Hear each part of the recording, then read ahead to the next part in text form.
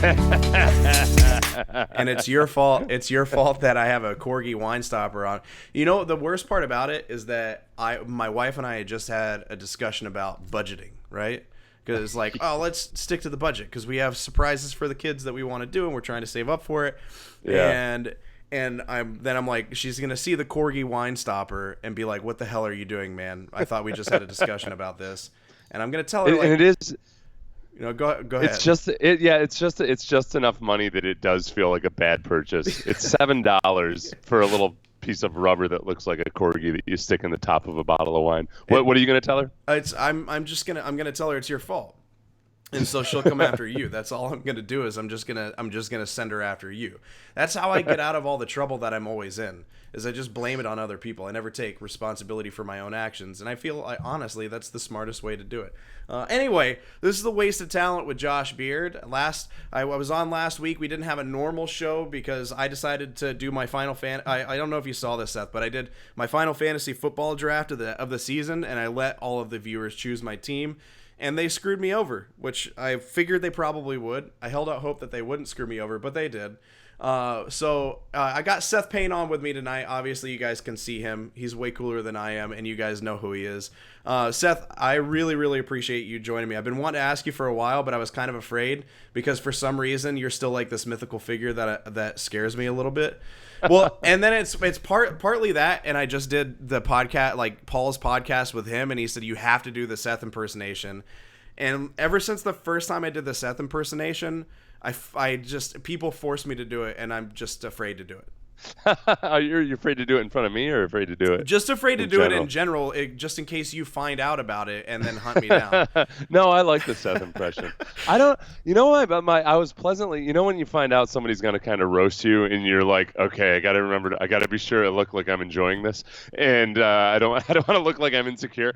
I was genuinely surprised that when you did the Seth Payne impression the first time that I couldn't stop laughing. I was genuinely thought it was really funny. So I never tire of hearing the Seth Payne impression. I think that was whenever I was still with Paul on Gallant at Night, and we were having like the mini kind of manufactured war between our two shows, which I honestly, of all the things that I did whenever I was at Sports Radio 610, that was hands down my favorite thing.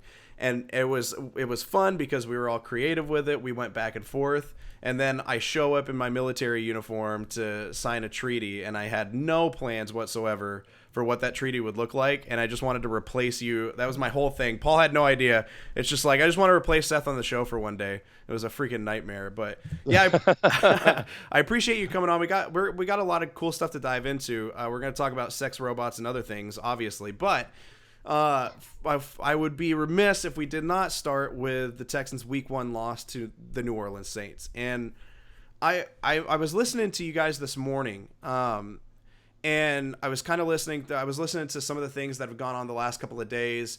But the first thing I want to point out is just, I know they got Laramie Tunsil, and the offensive line is going to be better in the long run, but it still looks like an absolute mess. And if that offensive line doesn't allow a bajillion sacks on Deshaun Watson, that game goes completely different.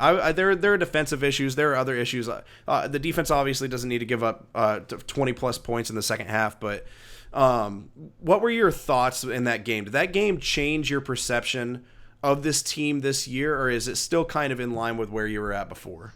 It changed my perception just because they actually competed versus the New Orleans Saints. And that wasn't what I expected. I expected it to be a 10-point loss, or at least a touchdown loss. And it could have very easily been if it weren't for the heroics of Deshaun Watson. But the offensive line, I'm okay with right now, depending on what happens with Titus Howard, because what am I supposed to do? Chantrell Henderson's a right tackle who hasn't played football really since 2015. He didn't look good. And is that just because he's rusty and hasn't played a lot of football since then? He hasn't stayed healthy since then? Or is it that he just isn't going to be good? So maybe Titus Howard goes out there and does that. Laramie Tunsil at left tackle, I'm good with him. between the noise and just only having been on the team for a week, I think one of the sacks that he gave up, you could attribute to noise. Mm-hmm. There was another sack that I don't know if everybody is attributing to him or not, but it was him not picking up a blitz, and a little bit of that might have been, I don't want to say miscommunication, but just being out of sorts. So I'm good with that because the rest of what he did was pretty damn good, and they ran the ball really well. It's just they gotta stop with some of these glitches in pass protection. The one play where he gave up the sack on the missed blitz, that like is that the one where the guy came around the edge and got Deshaun from the backside? Is it that play, or was that a different one? The one, let's see, that might be. I think it is because honestly, in that play specifically. Yeah. I clipped that play, not for the Laramie Tunsil getting beat on the edge portion of it, but I clipped that play because fucking Saneo Kelemete got knocked on his damn ass. Yeah. And I know they're kind of trapped at the offensive line position right now with what they can do, but as a dude, Kelemete is awesome. As a football player and a left guard, he is not. And it's insane seeing a guy that's that big, that's supposed to be protecting your franchise quarterback, get knocked on his ass so damn easily. You know what's funny? He's not actually all that big. I think because he's Samoan, people assume he's huge. And you look at him and he's a big guy. He's not diminutive or anything, but he's not a real powerful guy. So I think sometimes you're disappointed when you realize, oh, this guy's getting bull rushed or this guy's getting pushed aside. He's not the answer at left guard. No. So I feel a little bit better about him just because they have more talent. It's just two of those guys that are more talented aren't out there right now. Mick Martin. Is being Samoan kind of like being on TV, where like a TV just adds 15 pounds. Like if you're Samoan, it just adds 15 pounds that aren't there. That's what I think it is. Yeah, it's 15 pounds. It's funny. I was talking to Ted Johnson about this the other day, and be careful because you are talking about a group of people, but we're talking about it in positive terms. Right. I get really nervous. Samoan dudes just hit in a different way. When a Samoan guy hits you, it feels different. Like it feels like you got hit by a Bentley or something, like a big hunk of metal. Well, why? It's because they do the haka before every game, and it gives them. That's where all their power comes from. It builds that leg strength. Is that? Yeah. They have increased leg strength for all the times that they've done the haka in their life, and then they're kind of like Samson, where their hair gives them more power and strength. We need to just cut all their hair while they're sleeping. They won't hit as hard. They would love that. That's exactly what I'm going to get caught doing. One time I was messing around with a friend of mine, Junior Ioane, who was a defensive tackle with the Texans, and I kind of just jokingly said something about how he looked like a Fijian, and his face just turned immediately, and he's like, "Seth, you're lucky we're friends. Because you're lucky I got love for you because just don't ever say that again." I'm like, oh crap! Like there's some serious rivalry between the South Pacific Islands there, between the Polynesians, and just so there's your lesson learned. Yeah, I'm gonna take that with me. I'm never gonna accidentally call a Samoan guy a Fijian. Yeah, I wonder if that works vice versa. I'm gonna go test this. I need to go to Samoa and Fiji and just start being like, yeah, you bunch of. I'm just gonna go to Fiji for a vacation. But then my wife's going to have to carry my battered corpse home because I'm going to walk around being like, hey, all you Samoans. But that, honestly, they might just be like, he's just a dumb American because he just thinks every Pacific Islander is a Samoan. I might be able to get away with it that way. They probably, I don't know, I wonder how it goes over in Samoa where you've got so many military personnel. There's usually... True. Well, like where there's military bases, there tends to be bars where there's fights too, right? Oh, yeah, absolutely. So where was the roughest base you ever stayed at in terms of off-base fighting and everything? To be honest, San Angelo. I was stationed in San Angelo. I mean, like, I was in some pretty cush places. I didn't go to anywhere super tough. I was in Monterey, California for a while. And they're literally the softest people that I've ever run across in my entire life. Really? But they know how to attack the qualities you feel worst about yourself, and so they cut you mentally and emotionally. But I could beat every single one of them up. They have a biting wit. Yeah, you'd rather be punched in the nose than to be taken down by some smarmy Californian. Omaha wasn't too bad because everybody was really, really nice in Nebraska. Everybody was nice in the Midwest. But San Angelo, I was there for an extended period of time, and that's the only place where I got into and almost got into as more fights than when I was in the military than anywhere else. California, It happened a few times. Nebraska, it happened a few times before I had kids and learned how to actually diffuse situations.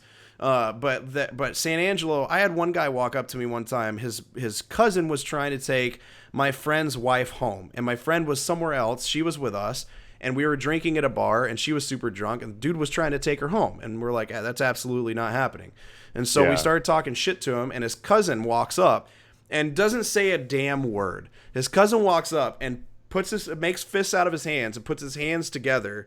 And he has a tattoo. I don't remember exactly what it says, but I'm almost positive it said kick ass or fuck shit on his knuckles. I'm like, what am I supposed to do with that, man? I want to beat you just because of the weird pompous attitude you had walking up with knuckle tattoos. So he was trying to intimidate you by having you read his knuckles. Yeah, and I didn't know that was that's what people are thinking when they get them on their knuckles. Like at some point, I'm gonna present these before a fight. Well, I don't think this guy knew how to read super well, so I think just reading in general to him is so intimidating. He thought, well, this fucking guy, it takes me 30 seconds to make out those words. He's gonna figure it out.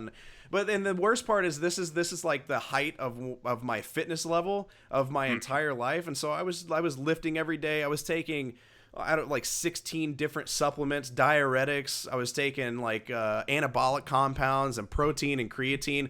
So I was just ready to fight everything at all times. And my wife was miles and miles away from me, so I wasn't having sex. So I had pent up sexual aggression. I was taking an exorbitant amount of supplements and lifting weights all the time, and I was just ready to destroy people. But I ended up buying him a beer. I started laughing in his face when he walked up to me.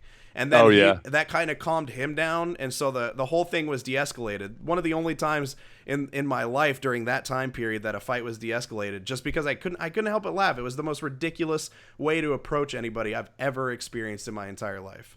That's I wish I could have seen that. I wish I could have. It never would have occurred to me if I ever got the tattoos on my knuckles.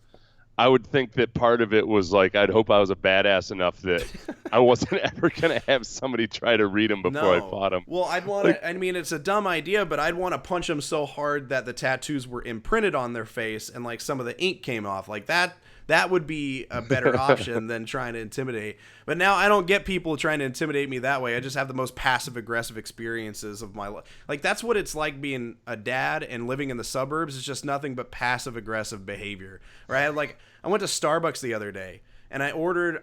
Since I've been on the keto diet, I've been losing weight. Which you asked me how much weight I've lost. We'll dive into that in a minute. But I went to Starbucks and I order every time I go now. I just get 2 shots of espresso with 2 ice cubes.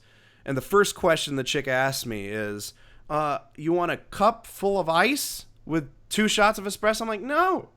I want 2 shots of espresso with 2 fucking ice cubes. I didn't say it like that. I said it nicer. Yeah. So then I ordered my wife's drink, and I'd like a venti vanilla iced vanilla latte with non-fat milk and no whipped cream. And she goes, I kid you not, immediately goes, it doesn't come with whipped cream. Ooh. She fucking sang corrected me. And that's literally the most passive-aggressive thing I think anybody's ever done. Because what's the thought process behind that? Like, why would you sing correcting you? Yeah. I don't know. I think sometimes people that work in coffee shops feel like they extra pressure to be kind of eccentric and artsy, even if they're not. So I've thought about working in Starbucks just to feel artsy. Yeah, because I'm not artsy, but I always wished I had artistic ability, and I felt like if I worked in Starbucks and had a neck tattoo or something, that I'd at least kind of get the image of being artistic. If you go get if you start getting a job, like a part-time job at a Starbucks, please tell me which one, and I'm gonna follow you around with a camera. Could you imagine that concept of just becoming more artsy by working in a coffee shop? And just really honestly, it's just you're like Diane Chambers from Cheers, just pretending to be more artsy. Right, yeah. You're trying to be earthy or something. Except she didn't even... What the hell was that? Why was she there? Was she doing like a sociology experiment or something? Diane Chambers? Why did she show up at the bar? Why was she working there? Oh, she worked there because she stopped in there the very first episode. She stopped in there with a guy named Sumner Sloan, who was a professor at the school she was going to. What a douche. And they were gonna go get married, and he had to go get the ring from his wife, and he ended up taking his wife on the vacation that they were supposed to get married on, and then Sam asked her to just come work for him because she needs a job, and that's whole reason she started working there. I've been binge watching Cheers. That's right. You want to do Cheers trivia with me, Seth? Because I will wreck you right now. Cheers and Frasier trivia. That's what I got. Let's go ahead. No. Okay, that is actually, I had never thought to ask that question before, because when I was a kid watching it, you don't think about all that stuff. Like, oh, how did this kind of society girl end up where she is, and why is she working in a tavern? And now I know. Yeah, I really at this point just want to see you go full Diane Chambers in a Starbucks and be like, well, I think that painting's a little derivative of Monet's earlier works, and it just makes no sense. That's what I want to hear. Well, I wouldn't work in a Starbucks if I wanted to be really artsy. Oh, that's true. I'd go indie somewhere. Yeah. It'd be something like the Earthen Clove, or I don't know what another like earthy Starbucks. It would be like the Shaded Bean. That's what it would be called. I've got a friend from high school who was like a world class, just guy who didn't give a fuck about anything, and now he owns a coffee shop. He's awesome. Like his son is a Division I football player right now, and I think looks like he might have a chance to go to the NFL. I always thought his father, my friend, could have gone Division I if he weren't drunk every day and like would go. Sounds like my brother. Yeah. Oh, really? Yeah. Just my brother's drunk. He could be everything, but he's just drunk every day.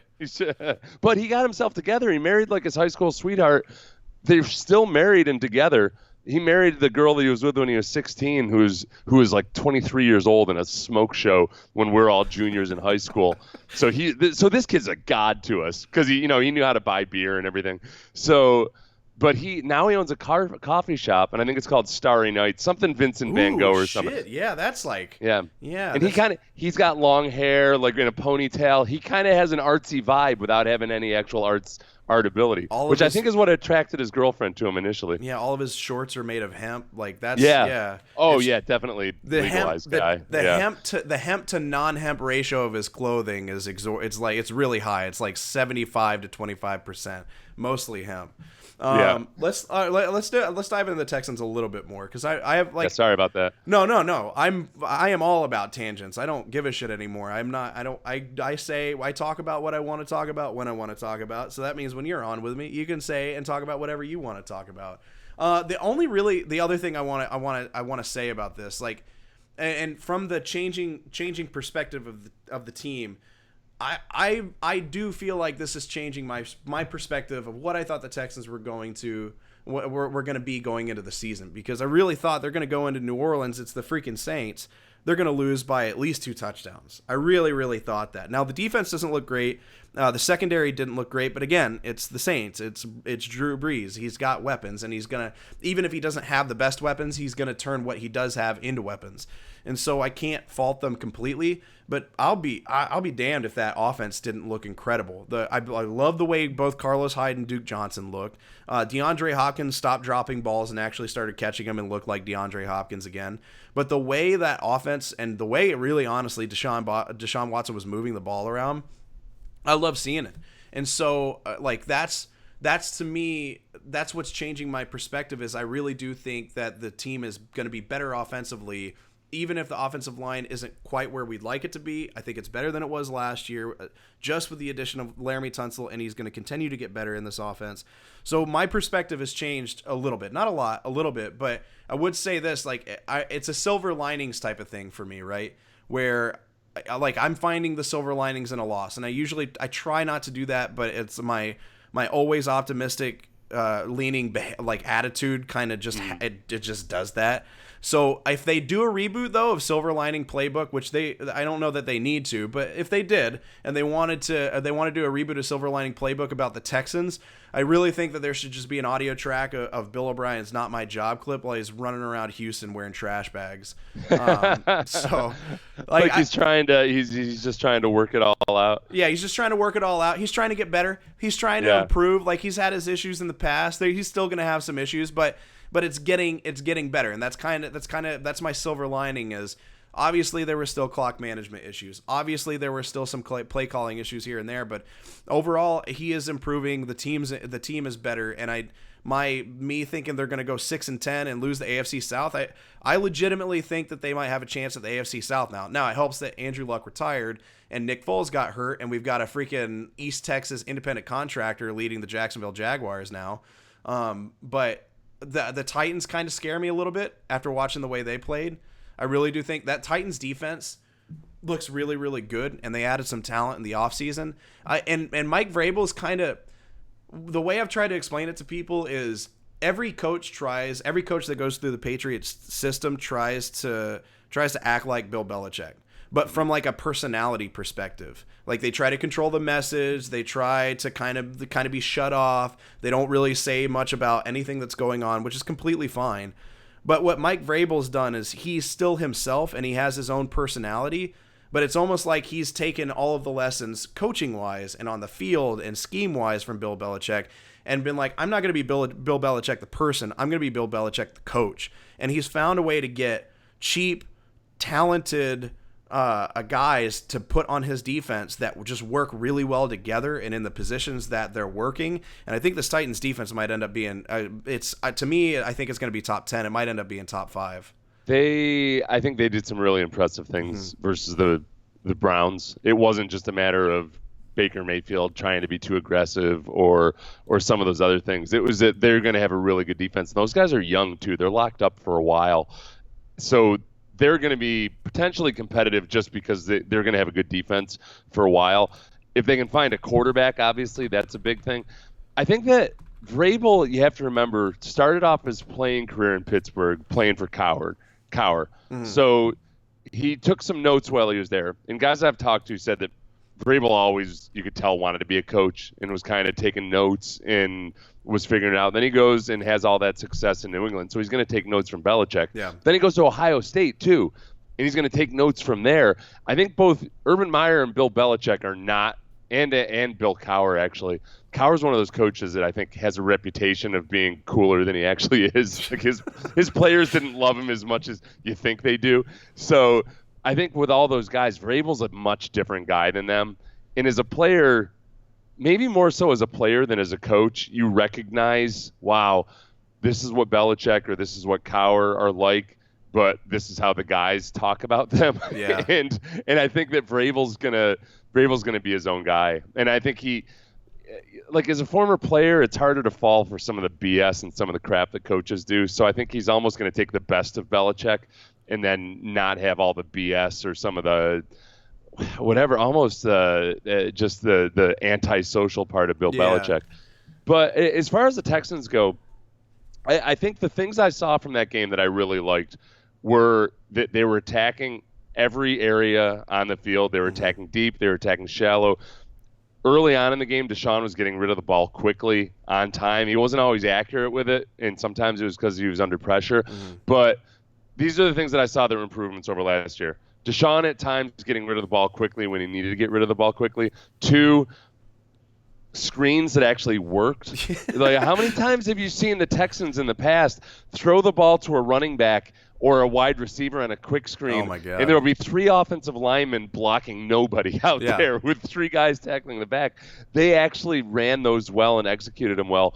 Carlos Hyde ran really well. I think the run blocking was way better than I anticipated. The pass blocking is still a work in progress, and some of that's just hopefully getting the young guys healthy and in there. But I saw a lot of growth out of the offense. The defense I'm nervous about. That second half, that was a bad second half. The Saints scored on 5 of the 6 drives that they had, and I'm nervous about what's going to happen versus good quarterbacks. I'm going to say something, and I jokingly said this on Twitter. I was hanging out with Mike watching the last Texans preseason game. It was me, Mike, Matt Hammond, Cody Stutes. We were all kind of hanging out and watching the game, and I jokingly tweeted something that I said to them, but that I was kind of serious a little bit, but now I'm very serious about it, and I've been thinking about it from the best coaches and from a Belichick perspective.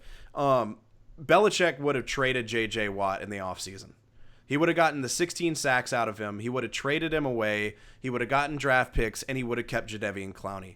And honestly, I get it. If you're the Texans, you can't trade JJ away. If JJ walks away from the game or it's just time to move on, then you just let his contract play out. I get not being able to trade him, but part of being a successful franchise is being able to make difficult decisions, and that's a difficult decision they should have made. I know he's got all the goodwill in the world in this city, and I love JJ Watt just as much as everybody else, but he's starting to look slow.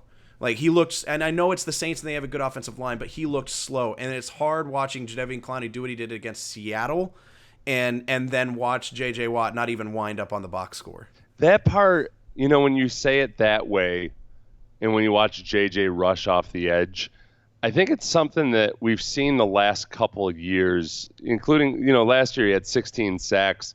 Mm-hmm. It wasn't with the same level of explosiveness. Nope. And when you put him out there on the edge and he's trying to rush like an edge rusher, that's an interesting observation. That's something to watch over the next few games. Now, I'd seen that last year, and I thought it improved over the first few games. I'd actually noticed it a couple of years before when he was coming off of injury, and then he got injured again, that it got better over the first couple of games. I wonder if this might be the year.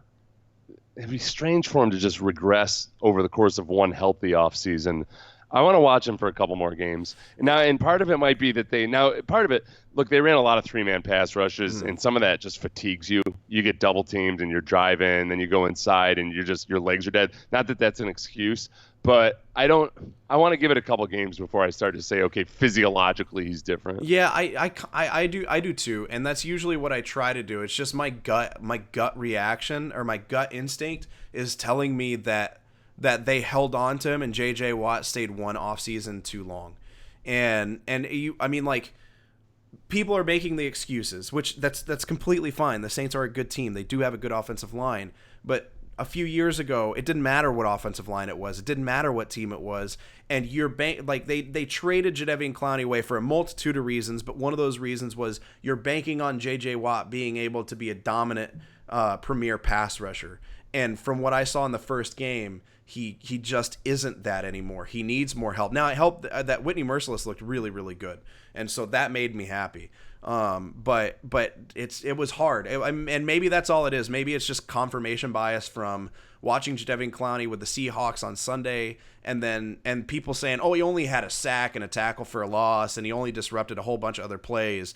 And then seeing JJ do nothing, and people are like, oh, that's a false equivalency. And maybe it is. Maybe it absolutely is. But it's just, it scares me that they're not really going to get any kind of pass rush because they don't really have a premier pass rusher when they were banking on Watt being that guy. Mm-hmm.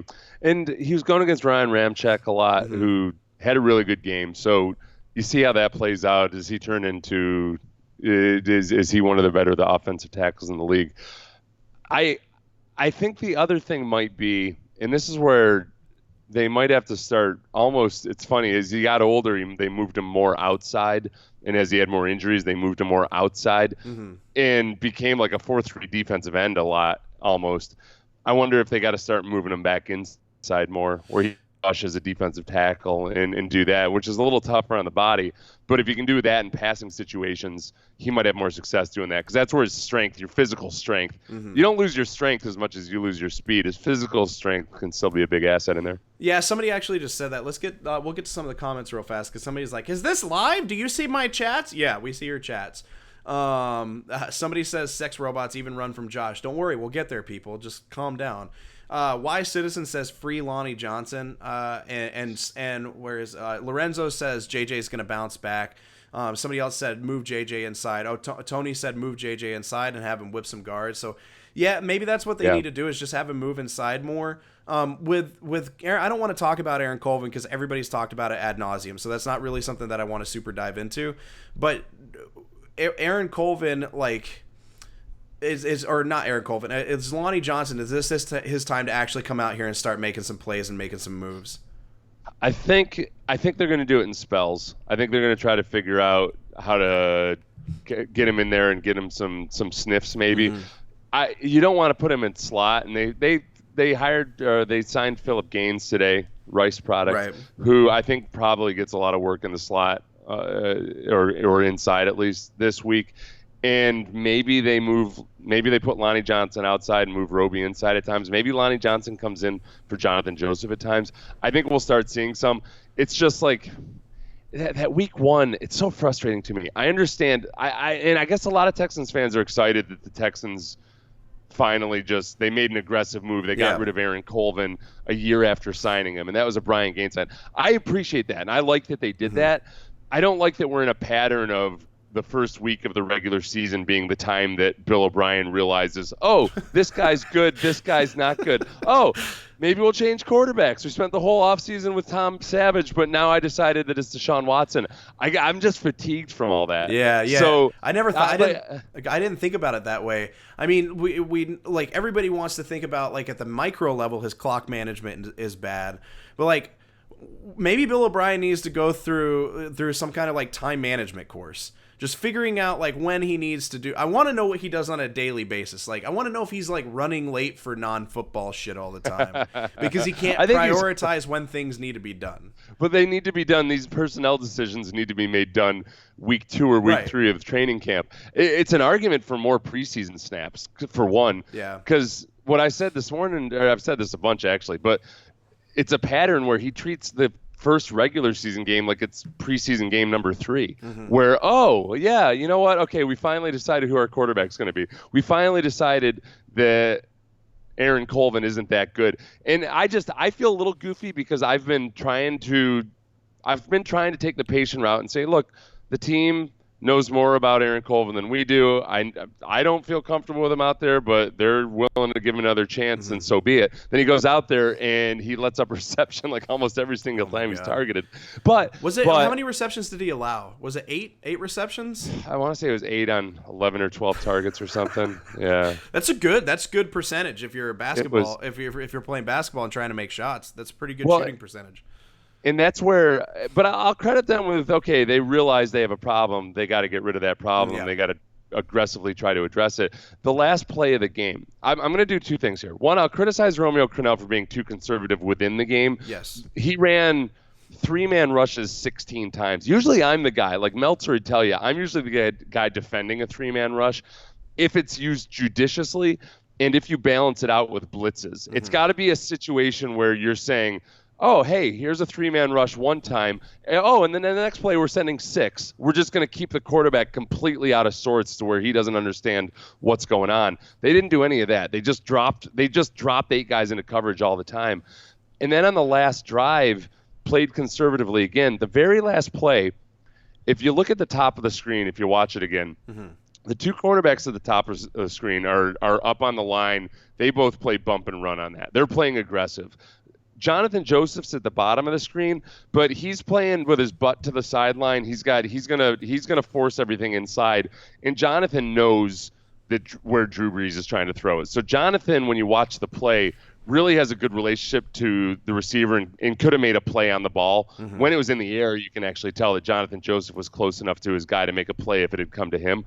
Aaron Colvin was the only one who lined up a little bit deeper and then bailed out 3 or 4 yards at the snap. It was just that Aaron Colvin didn't trust himself, and for good reason. What don't you think he trusted? Did you know maybe he did? Was it that he didn't trust himself to make the right decision if he was too close, or was it that he just didn't trust his body?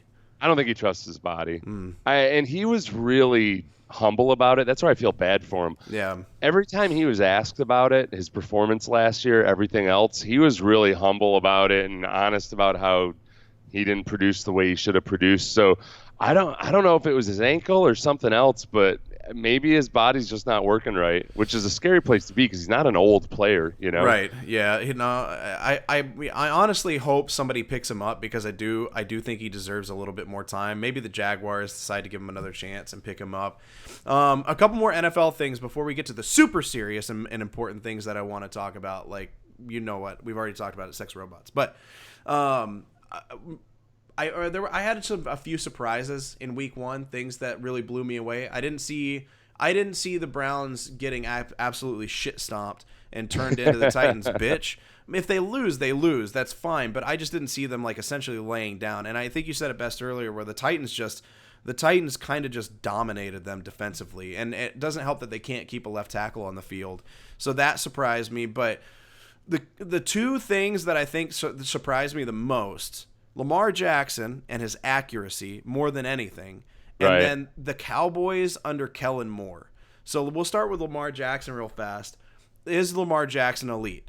He is a Ravens quarterback. We need to ask this question. These are the hard-hitting, pressing questions people need to know. Is he elite? I don't know. You're not gonna force me into a false dilemma here where I have to say yes or no on that. He completed 85% of his passes in this game, where last year he completed 58% of his passes. So did he go from being inaccurate to all of a sudden freakishly accurate? I think it's probably like everything else in life, it's somewhere in between, which is he's more accurate than maybe I personally thought he was. But he was also playing against the Dolphins, and I think that the offensive coordinator there, Greg Roman, has done a really good job of tailoring the offense to him and really letting him get into a rhythm in the passing game to where he made some really nice throws. You know, that wasn't just dumb luck or anything. Actually, one of the advanced stats is the expected completion rate based on how covered a guy is, how far downfield the receiver is, all that stuff. What percentage of the time should you expect that ball to be completed? Lamar Jackson led all quarterbacks in the NFL in being above the expected completion rate. So it wasn't just that the offense was run well or anything. He got lucky. He consistently was completing tougher to complete passes. But it was against the Dolphins, so I want to see it more. But I was pleasantly surprised. He looked like a professional quarterback. There's nothing negative I can take from that game. I'm not going to sit here and say, well, it was just because they were scared of him running, you know, and he's got to run 10 times next game. It's just there was nothing negative to take from that. Yeah, that's kind of where I'm at. Like he played really, really well against the worst team in the NFL. And like the way I explain the Dolphins, and like I started like my own little site blog where I'm gonna write my thoughts down. So Cole Sports, it's Coalition Sports. So everybody watch and check it out. Also, I'm here with former Texan, former NFL defensive lineman Seth Payne, and host of Payne and Pendergast, our co-host of Payne and Pendergast on Sports Radio 610 in the mornings. I didn't plug that earlier. I'm bad at this. I'm bad at this whole branding thing, Seth. I'm sorry. But I said that the Dolphins, essentially what happened to them against the Ravens is the equivalent of when my wife and I get into a fight and I shut down mentally and I just respond with and yep and yes and I don't say anything else but that, and I'm really just waiting to go play video games and forget why I got in trouble in the first place. Like that's essentially they're in like this beautiful, blissful, ignorant complacency mode that I love. And that's kind of what happened to them. So it's easy to score 59 points and throw the ball the way they were playing such soft coverage on them, and Marquise Brown just kept taking advantage of it. That he's a speedy little rookie, but I don't imagine against good secondaries he's going to get that wide open that often. But it definitely helped, and Mark Ingram running the ball the way he did definitely helped. So I think the Ravens are going to be good, and Lamar Jackson's going to be a good quarterback for them, but I want to see them against more staunch competition before we definitively say, oh, Lamar Jackson is one of the top young quarterbacks in the league. He showed that he could be, but it's kind of like the J.J. Watt thing, right? But we need more games before we can definitively say J.J. Watt is regressing. With Lamar Jackson, we need more games to know that Lamar Jackson is the real deal. Yeah, sorry, I was getting your stream going, and I started hearing you I was like a radio listener. I can see you now because I'm watching you on YouTube. I mean, it's really exciting. You can hear my voice twice. That's all that knowledge and all that genius that I spout all the time. Just get it 2 times. That's all you need. So go ahead. No, go ahead. I was going to say, so the second thing that impressed me was, and I mean, obviously I've told people this, and everybody says I can't be this, but I am a Texans and a Cowboys fan since I did grow up in Dallas. And I was skeptical about Kellen Moore taking over the play calling duties in Dallas because it's Kellen Moore. I mean, we just watched him at Boise State not that long ago. The guy's only 30 years old. And I just was like, I don't know how this is going to go. And he had the Cowboys offense moving like like Jason Garrett has never had them move before. Dak Prescott executed perfectly, had a perfect passer rating. Amari Cooper looked great. Michael Gallup looked incredible, and Randall Cobb looks like he might have a freaking renaissance. It also helps to have an offensive line that can block for that freaking long. Big underrated thing that happened is having Travis Frederick back on the field for the offensive line. Oh yeah. And like, to me, Cowboys looked incredible under Kellen Moore. I don't know what's happening to my system right now. I don't mean to cut you off, but your freaking video keeps enlarging, and I keep having to change it. You're larger than life, Seth. That's what's happening. I changed the tilt to my screen maybe. Oh no, it's my program 100%. It's just. Oh yeah, there we go. Yeah, it's not a good look. It's not a good look out of me either. My program just knows how big of a deal you are, so it keeps trying to overshadow me with you. I'm fine with that though. Anyway, Cowboys and Kellen Moore, go. The thing about Dak Prescott too is, you're at the spot in the NFL where, okay, if you have a franchise quarterback, or at least a quarterback you think you can win with and works in your system, you got to pay him. So go ahead and pay him. One thing the Cowboys have been doing a really good job of is structuring their contracts so that they're a little bit backloaded. Mm-hmm. And what's going to happen in a couple of years is there's going to be a new CBA, and with all the new streaming money that they're anticipating, different revenue streams, the cap's probably going to go way up.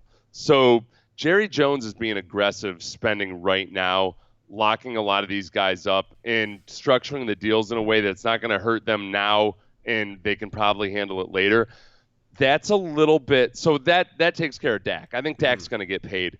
The other thing about Dak is Kellen Moore did a really good job managing him, allowing him to be able to attack the entire field. But Dak Prescott, he does a really good job with the smaller things. Yes. I don't know how elite his arm talent is, but just backfield action, fakes, using his eyes to manipulate, all these little things that are more veteran quarterback things. He does a lot of that really well, and I watched it in that game, and I'm giving him more credit for it than I used to give him in terms of him being a professional quarterback. The part about the contract stuff that's interesting to me is, if I were going to localize it to the Texans, I'm trying to cut Bill O'Brien a break for some of this super aggressive stuff he's doing, like paying Nick Martin to be the second highest paid center in the league, and giving up all the draft capital for Laremy Tunsil, but also he's going to have to pay him like a top tackle. Right. It might be calculated and having to do with a lot that the cap's going to expand. Yeah, and they have all this cap space right now. Like, I hope he's that calculated about it. Oh man, I think you're giving him way too much credit, but I hope so too. I hope so too. Look, I like Bill O'Brien. But my love for him has waned a little bit more and more each year. And this offseason, I'm just done with him. His smarmy masshole attitude has just annoyed me. So right now, maybe it's my own bias. I don't think that he's thinking that far ahead. I think honestly, I feel like it feels like everything he's done has been kind of mistakes and panic mode. That's kind of what it feels like to me. I think he's calmed down a little, though, and I never want to believe it, because I've had coaches before when they try to change their attitude and be more positive. I've seen what happens is they usually explode, and at some point it all goes away. I think that Jack Easterby, his pope of team development, is I think he's working with him. I think he's counseling him every day. And you can see O'Brien, when he gets up at press conferences now, he's way more laid back than he ever was before. He rarely gets angry. He had one, we were keeping track for a while. I'd estimate and say at this point he's 30-1 in terms of press conference where he keeps his cool versus one where he loses it. Yeah. He lost it in one press conference for the most part. And I just keep waiting for the bubble to burst, but it might be for real as long as Jack Easterby is there. He wasn't too bad. I was just gonna say he wasn't too bad last year. He had his moments last year, but he wasn't too bad. But when he has his moments, they're annoying. But I will say this: it's probably partly he never really blew up on me, but I think I freaked him out often because I played a little game because I'm not a serious Big J journalist and I have to do something weird. But whenever I was covering the Texans as one of the lead reporters with Jeremy Branham, I played a game with Bill where I was in a different spot in the room every single time there was a press conference. So when I asked my question, I was always louder than everybody else because that's just been me. And so it's kind of, I wanted him to try to figure out where the hell I was that day. So I'd be in a different spot, hiding behind the pillars there, maybe on the right side behind the table. And then I'd ask my question. Everybody kind of gets startled because I'm so damn loud. I don't think he liked that very much. After a while, I think he got tired of trying to figure out where the hell I was. Because everybody else sits in the same damn spot. He didn't treat it like a game. I didn't know that everybody sat in the same spot. The next time I go, I just show up and take a seat. But I'm not there that often, so I guess the regulars might get pissed at me when I do that. I mean, I'm guessing you probably take a seat in the back. They don't care as long as you don't take John McClain and Aaron Wilson's and DPC2 seats. I think you're pretty. I think you're pretty good. But yeah, I like to play that game with him. He wasn't too bad last year. It's just, I guess I want to see results at this point. That's really, really what I want to see, and maybe that's part of the reason why I'm so annoyed by it. Is I just want to see those freaking results. And the Nick Martin deal, I mean, whatever. Like, he's not good. I don't know what. I don't. What do I say? What do I say about that? It's a terrible deal. That's the whole take. It's like, but whatever. They gave him the money. Move on. You give him a league-leading deal when he's extending his contract. That's what's weird about it. Yeah. And I get, if you let him get to free agency, you're going to have to spend a whole lot of money. If you love him as much as you did, just go ahead and franchise tag him next year. He's only had 2 actual healthy years as a starter. It doesn't make sense how much money they paid him. I think that he had a good game. I thought he had let up 1 sack, but I went back and watched it, and it actually wasn't his responsibility in pass protection. So I was happy with the game he had. It's just that he can be a pretty good center in the NFL, but he hasn't proven it consistently. And I don't know why you give him all that money, other than one thing that he does do is he knows the offense. And Bill O'Brien wants to have this elegant offense. Cool. So if we go back to our Starbucks example, it'd be like if he's like the one guy that can make a caramel frappuccino or something. What's the hardest drink to make at Starbucks? I don't know. It's probably some bullshit chai tea latte crap, like a avocado chai, caramel chai tea latte. Mocha chino, I don't fucking know. It's probably some dumb shit like that. And then there's always some asshole that comes in and has to specialize the most difficult drink, at Starbucks to make. I like what you said this morning. Whenever you said it was either you or was it John McClain that said it's almost like he's getting paid because his brother's Zach Martin. I think that was you that said that. Yeah, it was the pedigree. Like he's paying. What we came up with a combination of.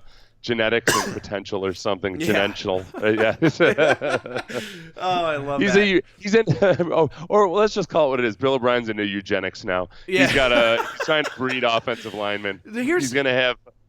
Here's the one thing that kind of bothers me with the extension and giving him that money. And I'm going to, maybe this is, tell me if I'm wrong here, but this is kind of where my brain immediately went, is they're willing to, in the season, when the guy hasn't really played that well in his career yet, extend him without no franchise tags, nothing, extend him for the money that they gave him, but they're not even willing to do a deal for Clowney. And in my head, it makes sense. One's $11 million a year. One's way more than that. But what's the opportunity cost, right? Like, what is it that what's the skill differential between the two when you're paying a guy as like top money as a center, when you could really just be running Zach Fulton at the center position and probably not have to pay him that much, versus like keeping Jadeveon Clowney for the amount that you had to pay him. But that's what kind of bothered me at first.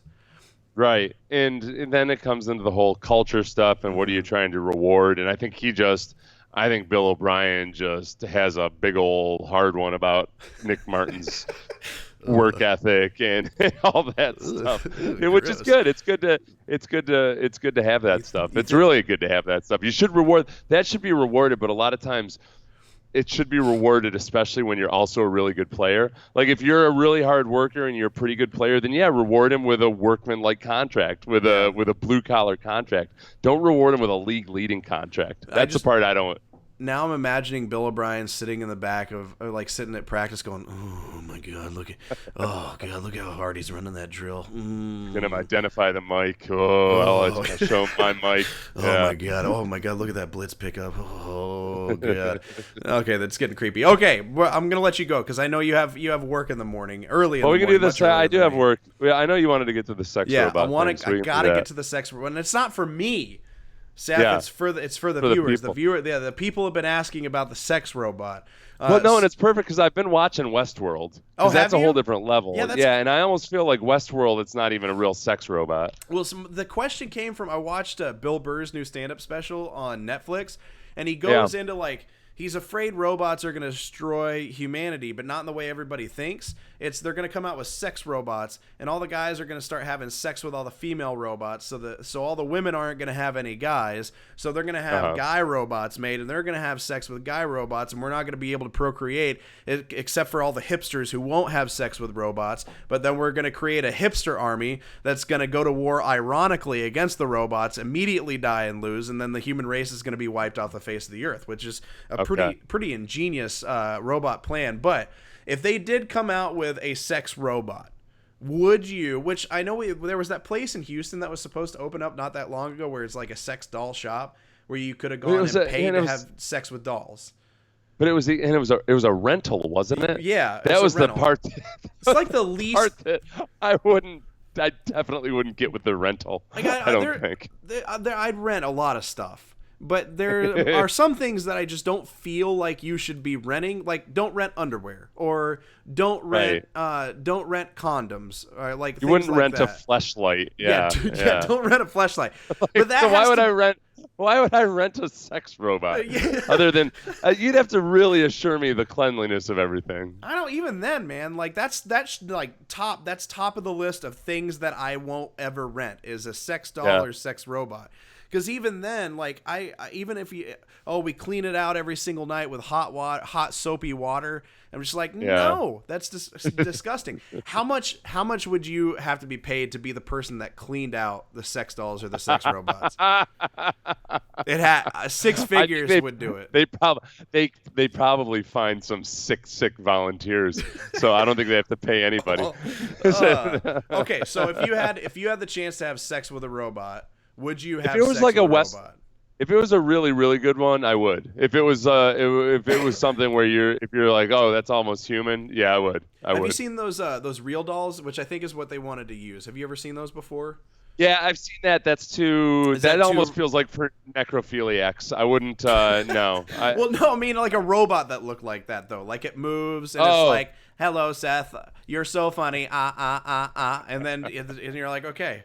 It's supporting me emotionally. It's naked. Let's do this. Oh, if it was something even somewhere close to Westworld or something, I would do that. And I'd be cool with my wife doing it too as long as it was like a 22-year-old version of myself, like a shredded 22-year-old, like a leaner 22-year-old Seth. Would you be relegated to a younger version of your wife if she's relegated to a younger version of you?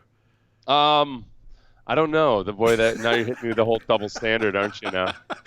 Yeah. I'm sorry. That's what I'm here for. This is hard-hitting journalism. This is by far the most realistic avenue to a threesome for married people. That I think I'd go by whatever rules she put down. I would just say yeah. And then the step is after that, after you do the robot threesome, we're like, hey, what's the difference? They're almost real anyway. you know your friend Susie. She's robotic in some ways. Yeah. What if the 22-year-old chiseled robot version of you is programmed to always take care of your wife's needs, and she starts to prefer him because he like holds her hands while she's telling him things and how her day went, and he cooks dinner and like puts flower petals on the plate. What would you do about that? We'd be polyamorous at that point. And I'd be cool with it. What am I gonna do? Get jealous of myself? That's where I don't. I'll tell you another thing. If in a pinch, if it's a robot version of myself, that's basically just masturbation, right? No. Oh God!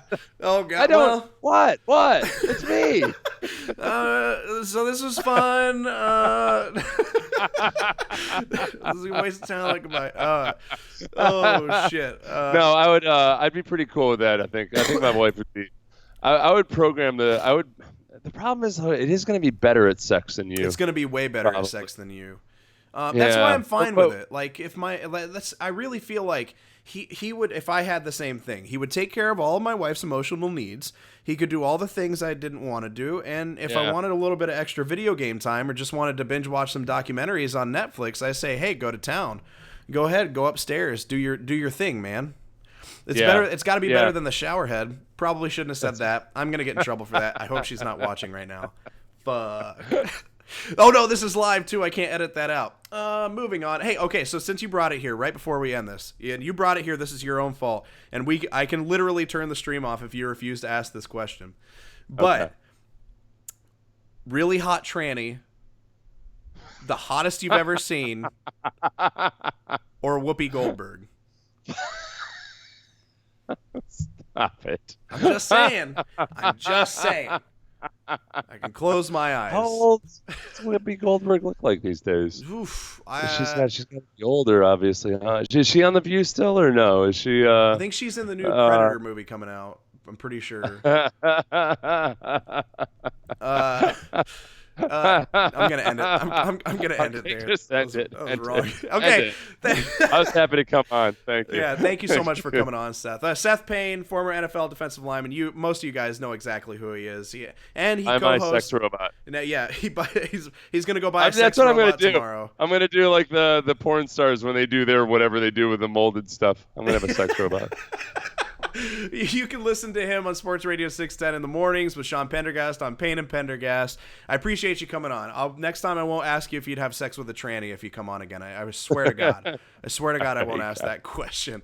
Thank you for watching The Wasted Talent. I know you just watched the Bill Burr thing, but now I'm in a position where I'm almost like, oh, if I say that I would have sex with I feel like if I say I would have sex with Whoopi Goldberg, that somehow that's offensive to somebody somehow. So I'm like, I don't know. I don't know what I would do. You know what I would do? I would go home and feel bad about myself. Yeah. Just nothing. Become agnostic to the entire situation. Because if you say no to the tranny, then that's going to offend some people too. And then you're going to become essentially the Dave Chappelle of sports radio. They're all going to come after you. But yeah, this isn't the thing I want to get banned from radio for. Is that question right there? Luckily, the question that has no correct answer. That's what I'm here for, man. I'm here to ask you questions that get you stuck in a catch-22, really, honestly. All right, thanks for coming on, man. Thank you for watching The Wasted Talent. Go to YouTube, find Josh Beard. You can watch all my videos on there. You can follow me at Josh Beard Radio. Seth, where can they follow you on Twitter? Seth C. Payne on Twitter. You can also follow me on Facebook, facebook.com/Josh Beard. I appreciate it. Oh, and Twitch, twitch.tv/Josh Beard 1. My name was taken, so I had to add a 1 to it, which I am the #1 sports talk show on Twitch, according to myself. But appreciate you guys watching. Y'all are awesome. Seth, thank you so much for coming on. We'll have to do